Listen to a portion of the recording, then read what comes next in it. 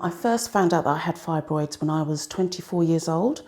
It was at a routine pregnancy scan. They needed to find out how many weeks pregnant I was.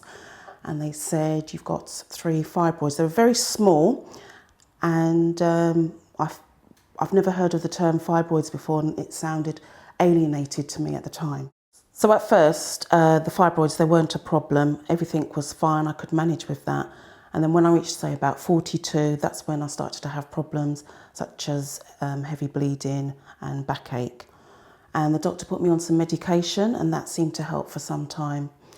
Then things started to get a little bit worse. My latest scan has shown that the original 3 fibroids have grown quite considerably in size, and there are multiple other fibroids that are roughly the size of like marbles. A couple of times I have flooded, and I nearly passed out when I was coming home from shopping. I was carrying heavy bags, and I just felt my stomach churning, and I was getting all hot, sweaty and clammy. And then I started to panic because I thought I'm on a public bus, and I had to get off the bus and stay at the bus stop and call my son, who had to literally pick me up and carry me home. So yeah, it does have a great effect on me. And I talk to other women as well, so at least I know I'm not just going through it by myself.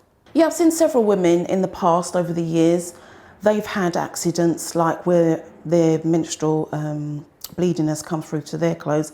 If it's someone I know, then I do tell them to go and make an appointment to see the doctor, especially if it's someone in my family, because it is hereditary on both my mum's side and my dad's side. I take some tablets for the pain. I take tablets for the bleeding, and because of the recent scan that I had options of having the coil, having hysterectomy, and operations to take the fibroids out. And with regards to the ongoing treatment, what I've noticed is I don't have to take my tablets for the 4 days like I used to. I just have to take them 2 days. So that's a little bit of a difference. I have changed my diet, and I found that's helped in controlling things like maybe having a urine infection, and keeping my tummy sort of like in the best health that it can be, because obviously it's sensitive with the fibroids. You know, one of the treatments that was mentioned was like a hysterectomy, but I don't really want to have a hysterectomy at this time.